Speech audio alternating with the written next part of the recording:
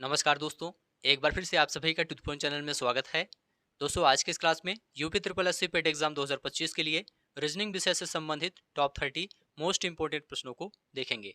देखिए दोस्तों, आपके एग्जाम में रीजनिंग से 5 प्रश्न पूछा जाता है 5 नंबर का। तो आप सभी लोग इस क्लास को पूरा ध्यान से देखिए। इस क्लास में दोस्तों रीजनिंग विषय के अंतर्गत जितने भी टॉपिक दिए गए हैं, हर टॉपिक से संबंधित महत्वपूर्ण प्रश्नों को लिया गया है।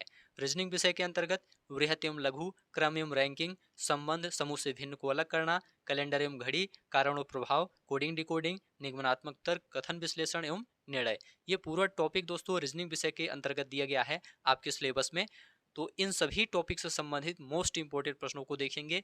यदि आप लोग लास्ट तक इस क्लास को देख लेते हैं तो निश्चित रूप से यूपी ट्रिपल एससी पेट एग्जाम में रीजनिंग विषय से संबंधित कोई भी प्रश्न आपका गलत नहीं होगा। तो चलिए शुरू करते हैं। पहला प्रश्न है, निम्नलिखित में से कौन सा शब्द दूसरे स्थान पर आएगा यदि सभी शब्दों को वर्णानुक्रम में व्यवस्थित किया जाए। यहाँ पर 5 शब्द दिए गए हैं, अरेंजमेंट, एरोगेंट, अरेस्ट, अराइवल और एरियर्स। पांचों शब्दों को वर्णानुक्रम में व्यवस्थित करना है, उसके बाद आपको बताना है दूसरे स्थान पर कौन सा शब्द आएगा। चलिए इसको सॉल्व करते हैं। देखिए दोस्तों, सबसे पहले अरेंजमेंट में देखेंगे, पहला अक्षर ए है, एरोगेंट में भी ए है, अरेस्ट में भी ए है, अराइवल में भी ए है और एरियर्स में भी ए है। इस तरह से ए सभी में कॉमन है। सभी में कॉमन है तो अगला अक्षर अब चेक करेंगे, अगला अक्षर क्या है। अगला अक्षर आप देखेंगे डबल आर है, इसमें भी डबल आर है, तीसरे में भी डबल आर है, चौथे में भी डबल आर है, पांचवें में भी डबल आर है। तो 3 अक्षर तक, 3 स्थान तक सभी अक्षर क्या है, कॉमन है। अब हम चौथा नंबर देखेंगे, चौथे नंबर पर कौन सा अक्षर है। अरेंजमेंट में आप देखेंगे ए है, एरोगेंट में ओ है, अरेस्ट में ई है और अराइवल में आई है, अरियर्स में ई है। अब इसमें आप देखिए ए ओ ई आई ई, ये चौथे नंबर पर अक्षर लिखे गए हैं। तो देखिए दोस्तों, सबसे पहले ए आता है, ठीक है, ए आता है और ओ ई आई ई ये सभी लास्ट में आते हैं। तो पहले नंबर पर आपका अरेंजमेंट हो जाएगा, ठीक है। अब इसी तरह से अगला शब्द देखेंगे, दूसरे नंबर पर कौन सा शब्द आएगा। एरोगेंट में, अरेस्ट में और अराइवल में और अरियर्स में आप देखिए चौथा नंबर क्या है। एरोगेंट में ओ है, अरेस्ट में ई है, अराइवल में आई है, अरियर्स में ई है। तो पहले ओ आता है या आई आता है या ई आता है, तो आप कहेंगे पहले ई आता है। तो इसमें आप देखिए तीसरे में भी चौथे स्थान पर ई है, पांचवें में भी चौथे स्थान पर ई है। इसका मतलब पांचवा स्थान भी इन दोनों में से चेक करेंगे। पांचवा स्थान अरियर्स में ए है, अरेस्ट में यस है। तो यस से पहले ए आता है, ए पहले आता है, यस बाद में आता है। तो इसका मतलब दूसरे नंबर पर आपका अरियर्स हो जाएगा और तीसरे नंबर पर अरेस्ट हो जाएगा। और यहाँ पर पूछा गया है कौन सा शब्द दूसरे स्थान पर आएगा, तो दूसरे स्थान पर अरियर्स आएगा। यहाँ पर सी ऑप्शन राइट आंसर हो जाएगा, अरियर्स, ठीक है। इस तरह से शब्दों को वर्णानुक्रम में व्यवस्थित करने के बाद आपको बताना है कौन सा शब्द किस स्थान पर आएगा। चलिए दूसरा प्रश्न है, निम्नलिखित शब्दों को अर्थपूर्ण क्रम में व्यवस्थित कीजिए। संक्रमण, परामर्श, डॉक्टर, उपचार, स्वास्थ्य लाभ। इसको क्रम से बताना है, अर्थपूर्ण क्रम से आपको व्यवस्थित करना है और बताना है ए बी सी डी में कौन सा ऑप्शन आपका सही होगा। तो सबसे पहले क्या लिखा जाएगा इसमें। देखिए दोस्तों, सबसे पहले क्या होगा, सबसे पहले संक्रमण होगा। संक्रमण होगा, यदि संक्रमण होगा तो आप डॉक्टर के पास जाएंगे, तो दूसरे स्थान पर आपका डॉक्टर हो जाएगा, ठीक है। डॉक्टर के पास जाकर के आप परामर्श लेंगे, परामर्श करेंगे, तो तीसरे नंबर पर परामर्श हो जाएगा। और परामर्श के बाद डॉक्टर क्या करेगा, उपचार करेगा, तो चौथे नंबर पर आपका उपचार हो जाएगा। और उपचार के बाद आपको स्वास्थ्य लाभ होगा, तो पांचवें नंबर पर स्वास्थ्य लाभ या रिकवरी हो जाएगा। तो इस तरह से 1 3 2 4 5, 1 3 2 4 5, यहाँ पर ए ऑप्शन आपका राइट आंसर हो जाएगा। चलिए आगे बढ़ते हैं। A B C D E F और जी 7 मित्र एक पंक्ति में उत्तर की ओर उन्मुख होकर बैठे हैं। यहाँ पर सबसे पहले एक लाइन बना देंगे और इसमें 7 एरो बना देंगे, 1 2 3 4 5 6 और ये 7, ठीक है। अब यहाँ पर आप लोग देखिए प्रश्न में डी सी के ठीक दाएं हैं, ई और ए एफ के पड़ोसी हैं, बी सी के ठीक बाएं हैं और सबसे बाईं ओर से दूसरे स्थान पर है, ए सबसे दाईं ओर पर है, ई की स्थिति क्या है यहाँ पर पूछा गया है।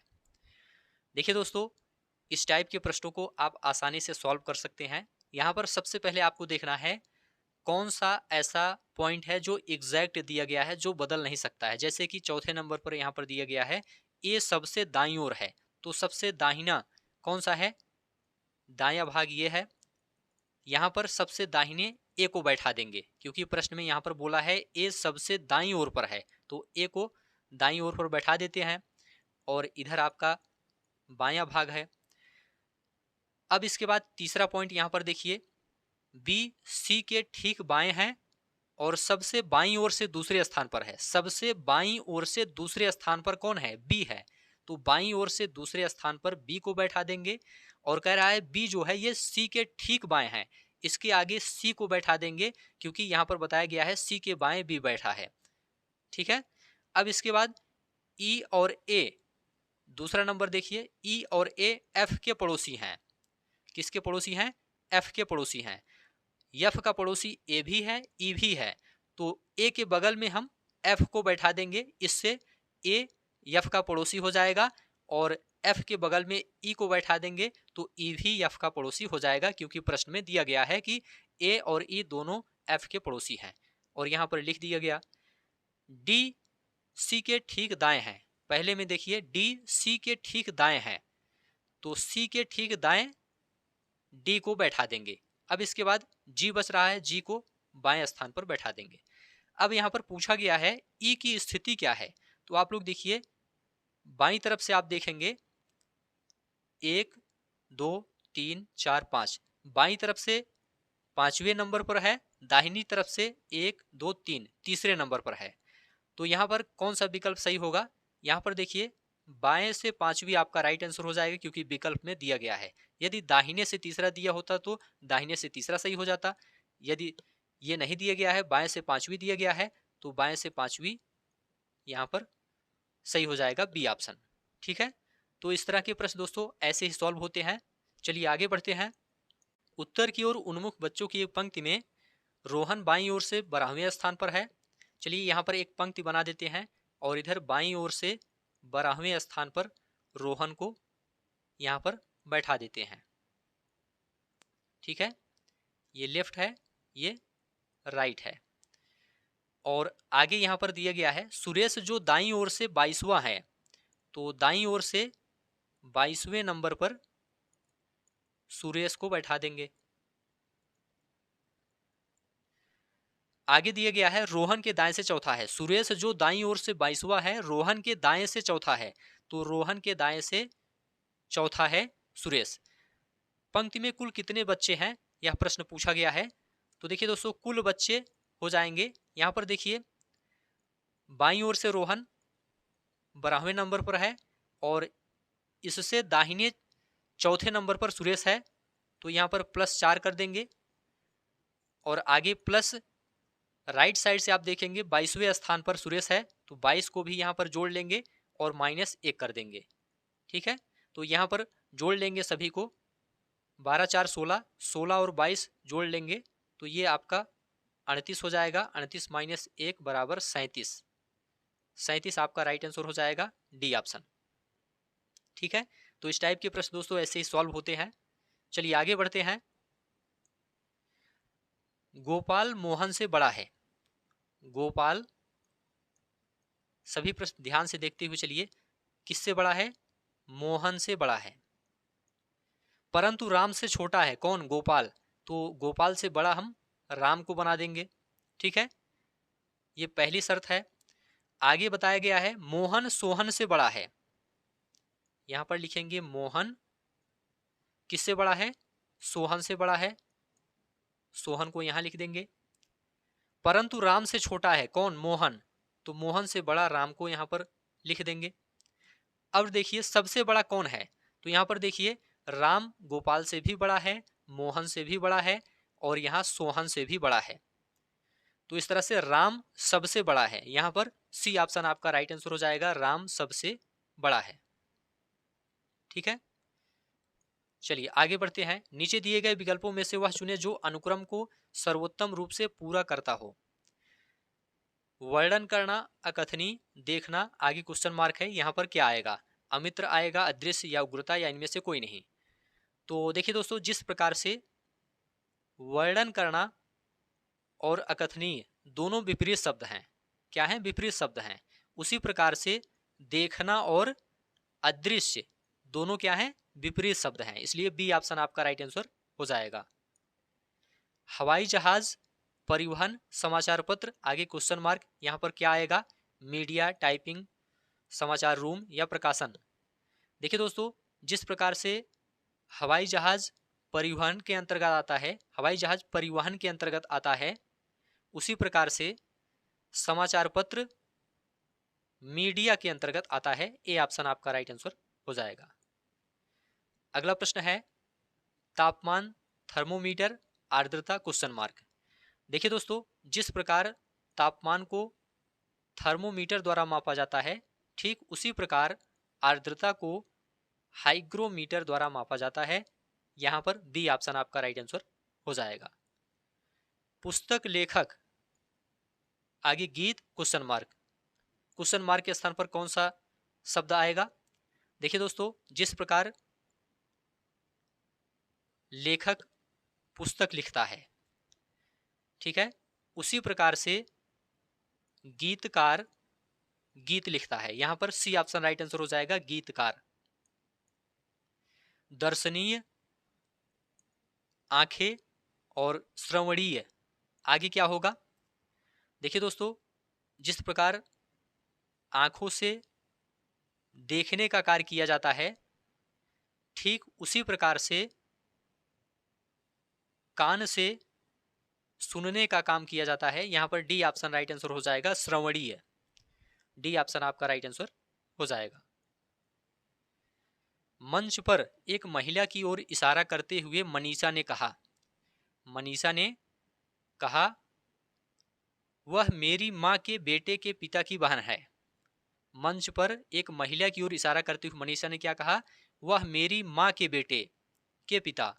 माँ के बेटे का मतलब मनीषा का भाई हुआ, बेटे के पिता मतलब मनीषा के भाई के पिता, मतलब मनीषा के पिता हुए। पिता की बहन, पिता की बहन मनीषा की बुआ होगी। महिला मनीषा की कौन है? तो बुआ होगी। यहाँ पर ए ऑप्शन आपका राइट आंसर हो जाएगा, बुआ। ठीक है, इस तरह से आप आसानी से रिलेट करके बता सकते हैं। अगला प्रश्न है, गोपी ने विवेक से कहा, वह व्यक्ति मेरी माँ के इकलौते भाई का पिता है। गोपी उन्हें क्या कहेगी? गोपी ने विवेक से कहा, क्या कहा? वह व्यक्ति मेरी माँ के इकलौते भाई, माँ का इकलौता भाई कौन होगा? मामा होगा। इकलौते भाई का पिता, तो मामा का पिता क्या होगा? नाना होगा। गोपी उन्हें क्या कहेगी? नाना कहेगी। सी ऑप्शन आपका राइट आंसर हो जाएगा, नाना। राजन रूपा की सास के इकलौते पुत्र ऋषि का पुत्र है। ऋषि राजन से किस प्रकार संबंधित है? राजन रूपा की सास के इकलौते पुत्र ऋषि, रूपा की सास के इकलौते पुत्र कौन होंगे? रूपा का पति ही होगा। तो रूपा का पति कौन है? यहाँ पर ऋषि नाम दिया गया है, तो ऋषि का पुत्र मतलब रूपा का भी पुत्र होगा। ऋषि का पुत्र है तो रूपा का भी पुत्र होगा। इसका मतलब राजन कौन है? रूपा और ऋषि का पुत्र है। ऋषि राजन से किस प्रकार संबंधित है? ऋषि राजन से किस प्रकार संबंधित है? तो राइट आंसर हो जाएगा, पिता के रूप में संबंधित है। राजन का पिता है कौन? ऋषि। तो डी ऑप्शन आपका राइट आंसर हो जाएगा। यहां पर विषम को चुनना है, जुलाई, अगस्त, अप्रैल, जनवरी, इसमें से कौन सा विषम है? देखिए दोस्तों, यहां पर अप्रैल आपका राइट आंसर हो जाएगा। अप्रैल 30 दिन का होता है, अन्य तीनों में 31 दिन होता है, इसलिए अप्रैल आपका राइट आंसर हो जाएगा। विषम को चुनना है, यहाँ पर देखिए बंद गोभी, आम, सेब, केला दिया गया है, तो इसमें बंद गोभी सबसे अलग है। क्यों? क्योंकि बंद गोभी सब्जी है और आम, सेब, केला ये सब क्या है? फल हैं। विषम को चुनना है, मंगल, यूरेनस, बृहस्पति, चंद्रमा। यहाँ पर चंद्रमा विषम है। डी ऑप्शन राइट आंसर हो जाएगा। क्यों? क्योंकि चंद्रमा एक उपग्रह है और मंगल, यूरेनस, बृहस्पति ये सभी क्या हैं? ग्रह हैं। विषम को चुनना है बकरा, मुर्गी, बिल्ली, गाय। यहाँ पर मुर्गी आपका राइट आंसर हो जाएगा, क्योंकि दोस्तों बकरा, बिल्ली, गाय ये तीनों पशु वर्ग के अंतर्गत आते हैं, जबकि मुर्गी पक्षी वर्ग के अंतर्गत आती है। विषम को चुने, यहाँ पर 125, 1331, 216, 1726 दिया गया है। 125 दोस्तों ये 5 का क्यूब है, 1331 ये 11 का क्यूब है, 216 6 का क्यूब है। 1726 दोस्तों ये किसी संख्या का पूर्ण घन नहीं है, इसलिए ये सबसे अलग हो जाएगा। ये किसी का क्यूब नहीं है, इसलिए ये सबसे अलग हो जाएगा। डी ऑप्शन आपका राइट आंसर हो जाएगा। तो सभी प्रश्न आप लोग ध्यान से देखते हुए चलिए, ऐसे ही प्रश्न आपके एग्जाम में पूछे जाएंगे। विषम को चुने, FGH ABC CEG UVW। देखिए दोस्तों इसमें राइट आंसर हो जाएगा CEG, ये सबसे अलग है। CEG में दोस्तों अक्षर अंग्रेजी वर्णमाला के क्रम में नहीं है, जबकि अन्य सभी में अंग्रेजी वर्णमाला के क्रमागत अक्षर लिखे गए हैं। जैसे कि F के बाद G आता है, फिर H आता है, A के बाद B C आता है, U के बाद V, फिर W आता है। यहाँ पर C ऑप्शन आपका राइट आंसर हो जाएगा। 11:10 पर घड़ी की घंटे की सुई और मिनट की सुई के बीच का कोण ज्ञात कीजिए।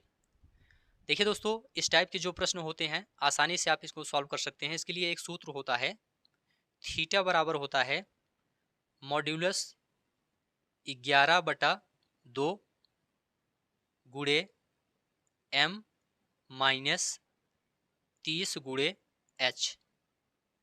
इसके बाद मॉड्यूलस, h का मतलब होता है घंटा और m का मतलब होता है मिनट। ठीक है, तो यहाँ पर थीटा बराबर हो जाएगा मॉड्यूलस 11/2 गुणे मिनट के स्थान पर यहाँ पर 10 दिया गया है, 10 मिनट तो 10 लिखेंगे, माइनस 30 गुणे h के स्थान पर यहाँ पर 11 दिया गया है, 11 लिख देंगे। और इसके बाद इसको सॉल्व करेंगे, यहाँ पर 11 का 10 में गुणा करेंगे तो 110 हो जाएगा, 2 से भाग करेंगे तो 55 हो जाएगा। ठीक है, 55 माइनस 11 तियाई 33, 330 ये हो जाएगा। ठीक है, 55 माइनस 330, अब ये हो जाएगा 330 में 55 माइनस कर देंगे तो ये माइनस 275 हो जाएगा, और ये मॉड्यूलस का चिन्ह लग जाएगा। इसके बाद इसका चिन्ह हटा देंगे तो राइट आंसर हो जाएगा 275 डिग्री। तो यहाँ पर डी ऑप्शन आपका राइट आंसर हो जाएगा। ये मॉड्यूलस जो है इसे दोस्तों परम मान भी कहा जाता है। इसका काम यह होता है कि किसी भी संख्या को हमेशा ये धनात्मक में बदल देता है। ठीक है, किसी भी संख्या को हमेशा धनात्मक मतलब पॉजिटिव में ये बदल देता है। जैसे कि यहाँ माइनस 275 था तो ये प्लस 275 हो गया। तो यहाँ पर डी ऑप्शन आपका राइट आंसर हो जाएगा। सूत्र याद रखिएगा 11/2 गुणे m माइनस 30 गुणे h। ठीक है, चलिए एक प्रश्न और देखते हैं। 5:20 पर घड़ी की घंटे की सुई और मिनट की सुई के बीच का कोण ज्ञात कीजिए। चलिए इसको सॉल्व करते हैं। सूत्र क्या था, थीटा बराबर मॉड्यूलस 11/2 गुणे m मतलब मिनट माइनस 30 गुणे h मतलब घंटा। अब इसको सॉल्व करेंगे, 11/2 गुणे m का मतलब मिनट, मिनट के स्थान पर 20 लिखेंगे, माइनस 30 गुणे h के स्थान पर 5 लिखेंगे। इसको सॉल्व करेंगे तो यहाँ पर देखिए 2×20, 11×110 ये हो जाएगा, और आगे माइनस 5×15 150 हो जाएगा। 150 में 110 माइनस करेंगे तो ये माइनस 40 डिग्री हो जाएगा, और मॉड्यूलस का चिन्ह हटाएंगे तो प्लस 40 डिग्री हो जाएगा। यहाँ पर बी ऑप्शन आपका राइट आंसर हो जाएगा। ठीक है, तो इस टाइप के प्रश्न ऐसे ही सॉल्व होते हैं। अगला प्रश्न है 2 जुलाई 1984 को सप्ताह का कौन सा दिन था। चलिए इसको सॉल्व करते हैं। 1984 जो दिया गया है, सबसे पहले इसको अलग अलग करेंगे। 1900 लिखेंगे प्लस 83 लिखेंगे, प्लस 83 के बाद 84, एक साल अभी है, और 84 ये 2 जुलाई तक लिखेंगे बस। तो यहाँ पर हम जनवरी प्लस फरवरी प्लस मार्च प्लस अप्रैल प्लस मई प्लस जून प्लस 2 जुलाई यहाँ तक लिखेंगे, और इसमें हम 7 से भाग करेंगे और सभी का ऑड डे निकालेंगे। जितना ऑड डे आएगा वही आपका आंसर होगा। 0 आएगा तो रविवार, 1 आएगा तो सोमवार, 2 आएगा तो मंगलवार। इस तरह से निकालेंगे। चलिए इसको सॉल्व करते हैं। 1900 है, इसका ऑड डे 1 होता है, इसको याद रखिएगा 1 होता है, इसलिए यहाँ पर 1900 में तोड़ा गया इसको। इसके बाद प्लस 83 है, तो 83 में हम पहले 4 से भाग करके देखेंगे कितनी बार जा रहा है। 4 दूनी 8 और 3 आ गया, जाएगा नहीं भाग, 0 बढ़ाएंगे तो यहाँ पर 20 बार जा रहा है। तो 83 में हम क्या करेंगे, 83 प्लस 20 इसको लिखेंगे, ठीक है, ऑड डे निकालने के लिए। आगे प्लस जनवरी, देखिए जनवरी में 31 दिन होता है तो 7 से भाग करेंगे, 7 चौक 28, 3 31, तो यहाँ पर 3 विषम दिन होगा जनवरी में। फरवरी में 7 से भाग करेंगे, जनवरी 28 का होता है लेकिन यहाँ पर लीप ईयर है तो 29 का होगा, तो 29 में हम 7 से भाग करेंगे, 7 चौक 28, 1 विषम दिन फरवरी में बचेगा, ठीक है। अब इसके बाद इसी तरह से मार्च में 31 का महीना होता है तो 3 विषम दिन होगा, प्लस अप्रैल 30 का होता है तो 2 विषम दिन होगा, 7 चौक 28, 2 30, 2 बच रहा है, प्लस मई का देखेंगे, मई 31 का होता है तो इसमें 3 विषम दिन होगा, प्लस जून 30 का होता है तो इसमें 2 विषम दिन, और यहाँ पर आगे 2 जुलाई दिया गया है, प्लस 2 लिख देंगे और इसमें हम 7 से भाग कर देंगे। सबको जोड़िए और 7 से भाग कीजिए। चलिए सबको जोड़ते हैं। सबसे पहले 83 है, 83 लिख लेते हैं, इसके बाद 1 और 20, फिर 3 1 3 2 3 2 2, इन सबको जोड़ते हैं। इन सबको जोड़ेंगे तो ये आपका हो जाएगा 37/7। 83 और 37 जोड़ देंगे तो ये आपका कितना हो जाएगा, 7 3 10 की 0 हासिल 1, 8 3 11 1 12, 120/7। 7 से इसमें भाग करेंगे, कितना शेष बचेगा, 7 एक कम 7, 5 12 50, 7 7 49, एक शेष इसमें बच रहा है। एक शेष का मतलब सोमवार, एक आएगा तो सोमवार होगा, यहाँ पर सोमवार आपका सी ऑप्शन राइट आंसर हो जाएगा, ठीक है। चलिए इसी टाइप से एक और प्रश्न देख लेते हैं। 21 सितंबर 1987 को सप्ताह का कौन सा दिन था।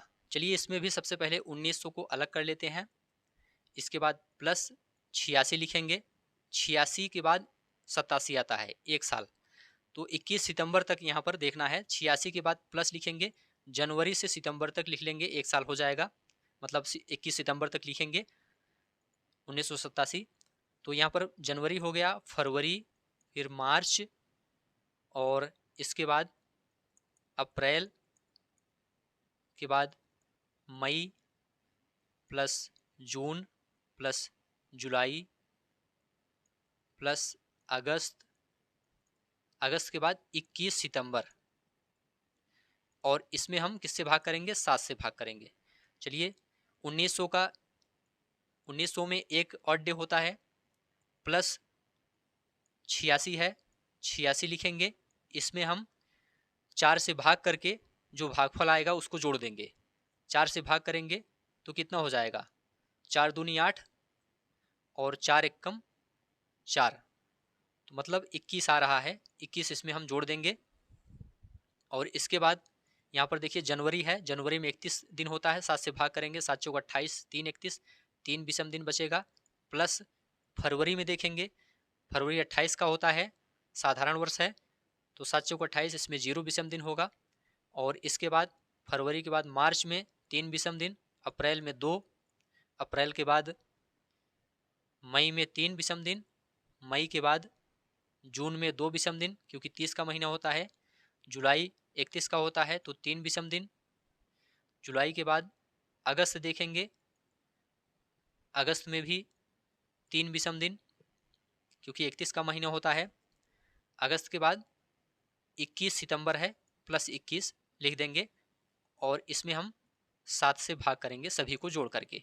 तो सबसे पहले 86 है, इसको अलग लिख लेंगे, इसके बाद 1 21 3 3 2 3, इन सबको जोड़ लेंगे, इन सबको जोड़ेंगे तो ये आपका हो जाएगा 62, और इसमें 7 से भाग करेंगे, 6 2 8, 8 6 14, 148/7, भाग करिए, कितना शेष बचता है, 7 दूनी 14, इसके बाद 7 एक कम 7, एक शेष इसमें बचता है, इसका मतलब सोमवार होगा इसमें भी।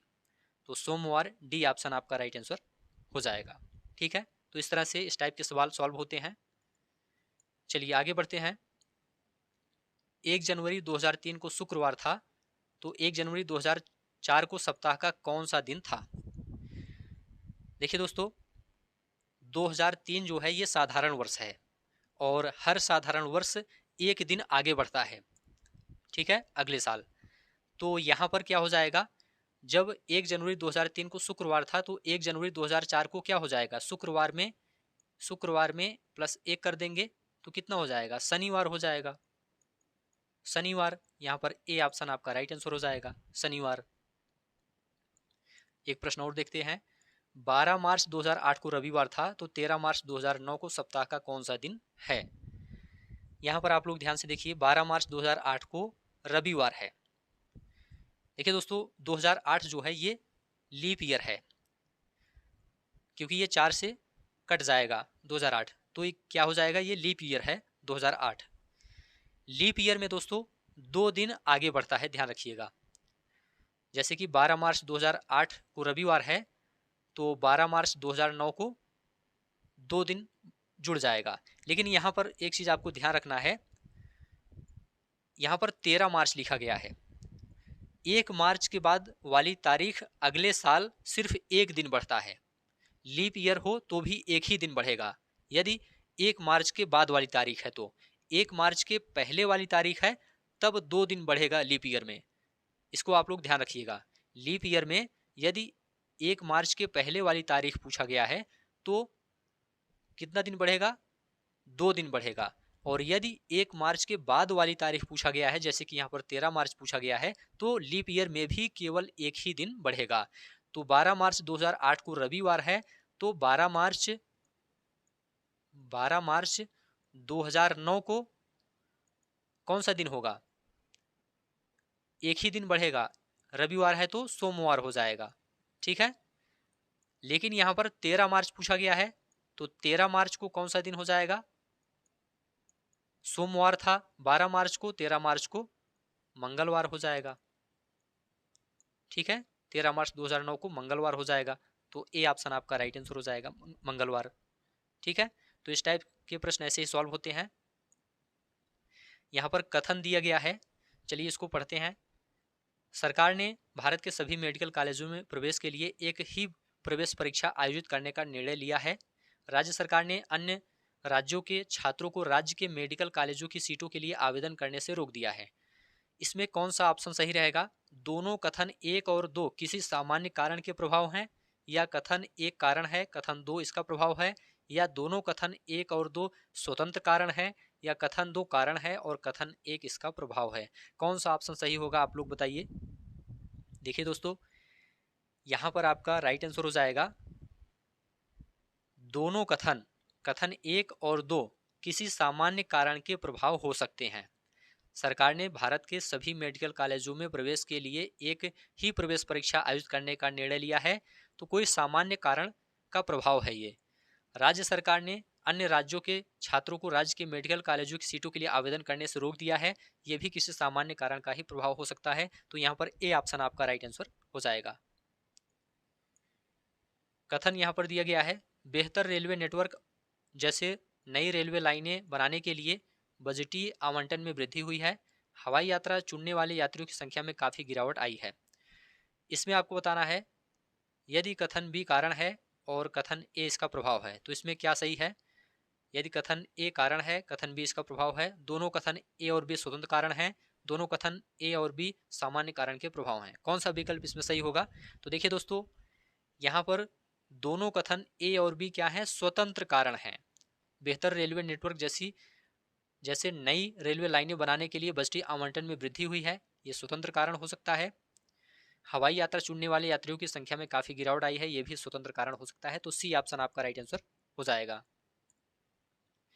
एक निश्चित भाषा में ट्रू को 1759 और किक को 4384, चेन को 82,630 के रूप में कोडित किया जाता है, तो उसी कोड में किचन के लिए पहला अंक क्या होगा?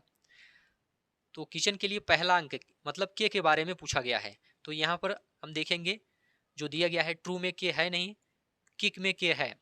तो यहाँ पर देखिए के को यहाँ पर 4 से कोडित किया गया है और लास्ट वाले के को भी 4 से कोडित किया गया है। इसका मतलब के स्थान पर हम 4 लिख सकते हैं। तो यहाँ पर 4 आपका डी ऑप्शन राइट आंसर हो जाएगा।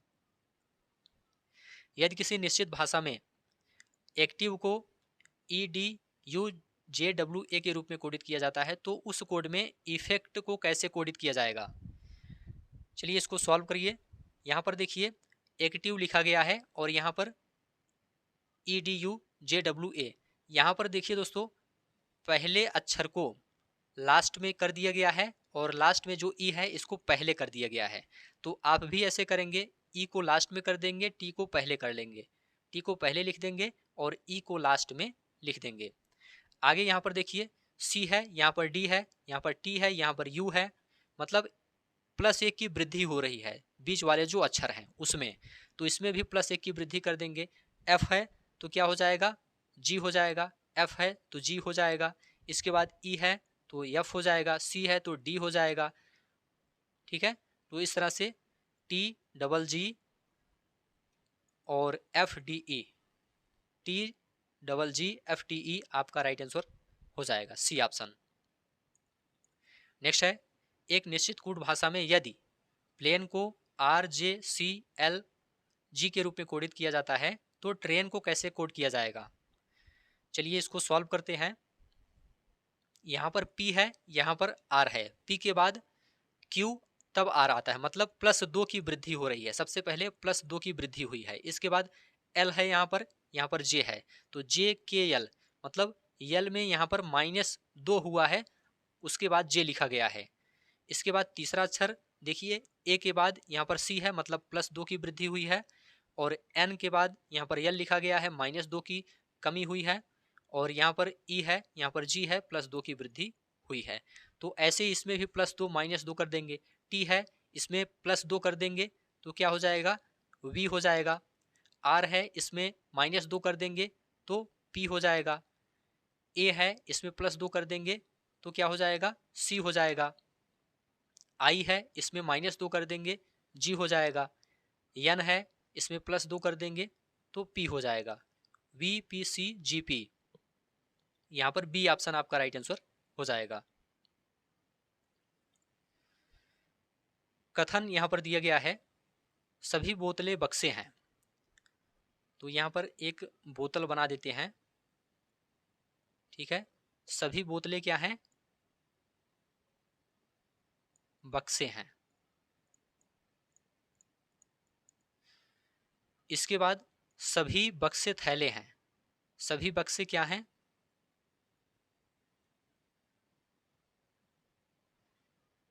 सभी बक्से क्या हैं, थैले हैं। कुछ थैले ट्रे हैं। कुछ थैले क्या हैं, ट्रे हैं। चलिए अब इसको सॉल्व करते हैं। यहां पर आप लोग ध्यान से देखिए, कुछ बोतलें ट्रे हैं, निष्कर्ष यहां पर दिया गया है कुछ बोतलें क्या हैं, ट्रे हैं। बोतल यहां पर है, ट्रे यहां पर है, क्या यह सही है, तो यह सही नहीं है, गलत है, पहला यहां पर गलत है। कुछ ट्रे बक्से हैं, कुछ ट्रे बक्से हैं, ये भी गलत है दोस्तों, कुछ ट्रे बक्से नहीं हो सकते, आप यहां पर देख सकते हैं। और इसके बाद तीसरा सभी बोतलें थैले हैं। सभी बोतलें क्या हैं, थैले हैं, थैले के अंदर हैं, तो ये बिल्कुल सही है, सभी बोतलें थैले हो सकते हैं। ठीक है, इसके बाद कुछ ट्रे थैले हैं, कुछ ट्रे थैले हैं, ये भी आपका सही है। तो यहाँ पर 3 और 4, केवल 3 और 4 अनुसरण करते हैं, सी ऑप्शन आपका राइट आंसर हो जाएगा। चलिए आगे बढ़ते हैं। कथन यहाँ पर दिया गया है कोई संतरे केले नहीं हैं। चलिए यहाँ पर संतरा लिख देते हैं, कोई संतरे क्या है, केले नहीं है, केला यहाँ पर लिख देते हैं, ये केला है। कुछ केले सेब हैं, तो यहाँ पर कुछ केले क्या हैं, सेब हैं, यहाँ पर सेब लिख देते हैं। इसके बाद सभी सेब क्या है, फल हैं, सभी सेब फल हैं, यहाँ पर फल लिख देते हैं। अब निष्कर्ष देखेंगे, कुछ संतरे फल हैं, कुछ संतरे, संतरा यहाँ पर है, फल यहाँ पर है, ये तो बिल्कुल गलत है, काफी दूर है। सभी फल संतरे हैं, सभी फल संतरे हैं, ये भी गलत है, काफी दूर है। कुछ केले फल हैं, कुछ केले क्या है, फल हैं, ये सही है दोस्तों, कुछ केले फल हो सकते हैं। कुछ सेब फल नहीं है, कुछ सेब फल नहीं है, ये गलत है दोस्तों, कुछ सेब फल हो सकते हैं। यहां पर केवल 3 अनुसरण करता है, सी ऑप्शन आपका राइट आंसर हो जाएगा। तो ठीक है दोस्तों, आज की इस क्लास को यहीं पर समाप्त करते हैं। ये सभी प्रश्न काफी ज्यादा इंपॉर्टेंट हैं। ऐसे ही प्रश्न UP triple S C PET exam में पूछे जाएंगे रीजनिंग विषय के अंतर्गत। उम्मीद है यह क्लास आपको अच्छा लगा है तो चैनल को सब्सक्राइब कीजिए, दोस्तों शेयर कीजिए और कमेंट में लिखकर जरूर बताइए। धन्यवाद।